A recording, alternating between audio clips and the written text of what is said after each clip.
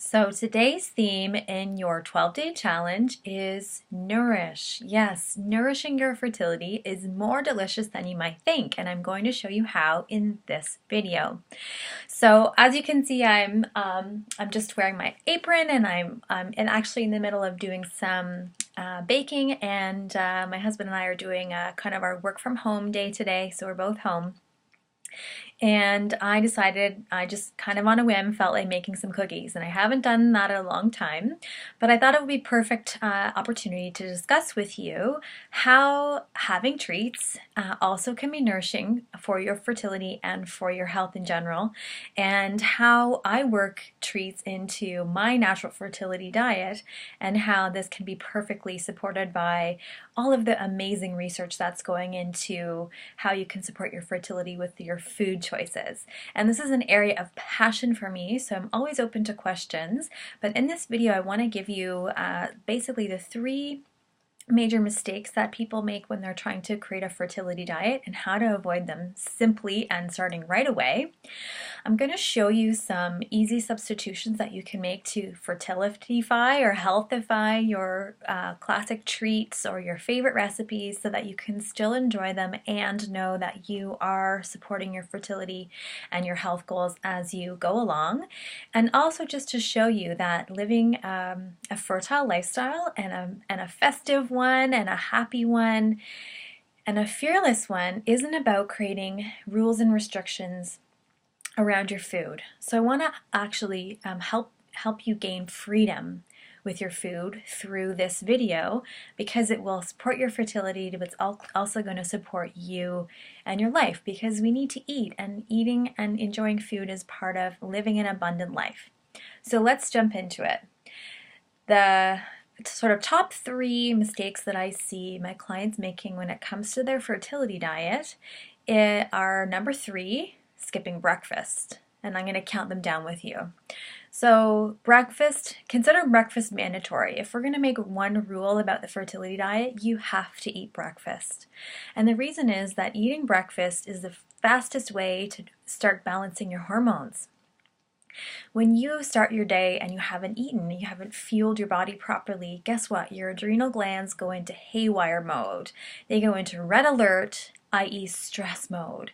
And when your body is stressed and trying to stimulate you and give you energy through adrenaline and cortisol, well, these hormones interact with your physiology in a negative way, especially relative to your fertility. Think of it this way. We want to do everything that we can to show your body that you are safe and nourished, because that's the state that the body is most fertile in.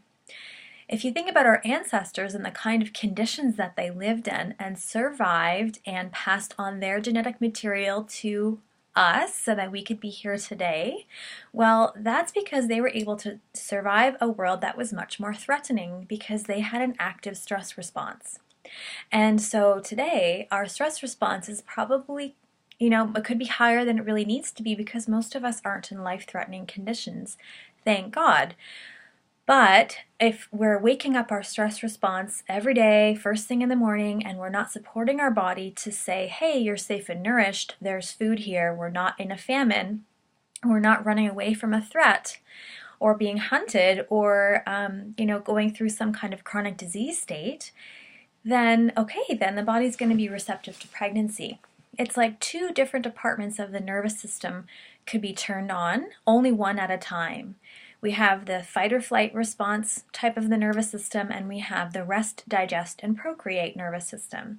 So interestingly, sitting down and enjoying good, nutritious food is also aligned very much with your body being in the most fertile, receptive state to become vulnerable, i.e. to become pregnant and bring a little baby into the world.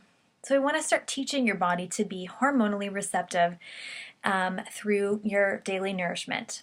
And so breakfast that contains protein and ideally some healthy fat are mandatory. You have to do something for breakfast. So even if you're super rushed, you don't have an appetite in the morning, you can do a smoothie with some almond milk or yogurt and fresh fruit, or protein powder. You can do instant oatmeal that's ideally sugar-free, so as whole grain oats as you can, something like that. You can do whole grain toast with natural peanut butter or natural almond butter. You can slice a banana in two and put peanut butter on it and eat that in the car if you need to. We're not going to talk today about how you should really be sitting down, and if you're in a fast-paced life and you just need to eat something on the run, let's start there and have you eat something. Cool. So breakfast is mandatory. So if you're eating breakfast already, you have conquered step number 3 out of the top 3 mistakes that people are making with their fertility diet. So number 2 is missing out on the opportunity to healthify your recipes. So I often turn back to this oldie but goodie Joy of Cooking, which my mom received as a wedding gift back in the 70s when she got married, and when she came around menopause and decided she was never going to cook again. Well, I inherited this book, and I actually quite like cooking. And what I like about this book is that it dates back far enough that the recipes are typically whole foods based. And then what I do with it is I start to healthify things. So I brought you some examples because I want to talk about this today.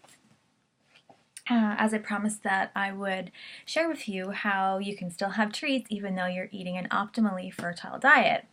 So behind me, I have just some examples of how I healthify my family's recipes, and they're still delicious. So even my husband, who would self-confess to be a sugar addict, will definitely accept these substitutions that I've learned how to make over the years. So first step is you can almost always substitute a whole grain for a refined one. So I always make my oatmeal from whole oats, and this is fabulous in cookies. My favorite cookies are oatmeal chocolate chip, so I'll tell you how I do them and make them healthier for when it's time for treats. So whole grain oats, I always add cinnamon into my baking for any recipe that will handle cinnamon. And cinnamon is so valuable for balancing your blood sugar. And usually when you're having baking, you're taking in lots of carbs. So cinnamon is a good way to help balance that as you're taking it in. And sometimes if I feel like having a coffee in the morning, if I'm having a coffee, I will actually put cinnamon in my French press as it's brewing the coffee because it's, again, good for the blood sugar. Breakfast and morning is the most important time to balance your blood sugar, but cinnamon is also good for you any time of day. I also put it in my oatmeal. I do use butter, and I use organic butter, so you can get it. It just looks like regular butter. It's in the grocery store or health food store, but I use only organic dairy products to make them more fertility friendly. And this one, although it says non-salted, I don't have a policy against salt. In fact, salt's really good for you. It's a nutrient, and if you get Himalayan rock salt or sea salt or something like that, then it actually gives you trace minerals. So I think I have some of that on here too because I love to show how beautiful the color is. So that's Himalayan rock salt, and it's literally made from mines in the Himalayas that are ancient, and so it reflects the mineral balance of an ancient sea, which is pretty cool. And so I would sprinkle that into a soup or a stew, or you can grind it into your baking. Where your recipe calls for sugar, now this one's an important one. For baking, sometimes you can't get away with using liquidy sugars like honey or maple syrup. So I'm in Ontario, so I can access beautiful local maple syrup. And I'm sure you know what it all looks like, but the Aunt Jemima or the table syrup is not a substitution. It has to be real maple syrup if we're going to do this. And then really enjoy it because the sweetness is there and the flavor is there. And as long as you don't overindulge or overconsume, it's totally okay to eat these foods. So that's how I kind of work with baking. Sometimes I will also use cacao nibs instead of chocolate chips. And if I use chocolate chips, I will use organic cacao-based chocolate chips or organic chocolate with as little sugar as possible in there. Okay, cacao nibs are crunchier and harder than chocolate chips. They're unsweetened, and if you have a sweeter cookie base, then they really work nicely to give that texture and chocolatiness. They're also awesome in breakfast smoothies because These are whole bean, and they have some of the fats from the cacao bean that are naturally present, like it's essentially cocoa butter, and it's a very healthy fat for you, and so those contain it, and when you blend it into a smoothie, it just gives a really nice creamier texture to the smoothie. And then finally, once we have made sure to have breakfast every day, ideal with some protein, and we have healthified our recipes and put as many whole food, nutrient-rich foods in to our recipes wherever possible, then make sure to have 3 meals a day. And it might sound simple, but not everybody does this, and not everyone eats on a set schedule.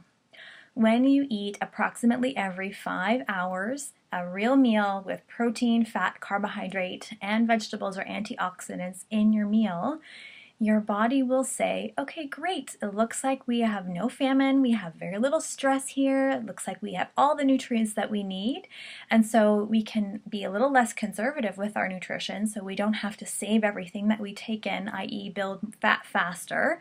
We can metabolize that nice and fast. And again, your hormones will respond because you're teaching your body that you're in a safe, nourished environment. And that is the kind of environment that your body wants to be fertile in. So I hope this first day in our challenge was nourishing for you. And what I want you to do to complete your challenge is to go ahead and find a recipe that you love or that your family really loves that feels like a treat for you, and see if you can go through and healthify it. So can you switch out a whole grain, switch in a whole grain instead of a white or processed one? Can you reduce some of the white sugar or use a substitute type of sugar such as coconut palm sugar or honey or maple syrup? Can you cook it in a different way or prepare it somehow differently? Can you add an organic ingredient? Any of these substitutions are awesome, and so I want you to go ahead and choose that recipe and go on to the Natural Fertility Boost Camp private chat group, and to fulfill your challenge, post a picture of the recipe either in your book or one that you've prepared and taken a picture of the actual food, and describe how you have planned to healthify it so that it falls more in line with your fertility diet. So again, whole grains, less refined sugar, another whole food is in there, or there's a superfood added in, such as the cacao nibs that I showed you. So something that's really high in antioxidants or good fats or rich in minerals like seeds and nuts and fruits like berries. Those kinds of foods are awesome to add into your diet. And then we're going to share all of our recipes, and then you can inspire others too. So that's how you're going to fulfill your challenge for today. So good luck. Go ahead and post whenever you are ready, and remember there are points for participation. Enjoy. See ya.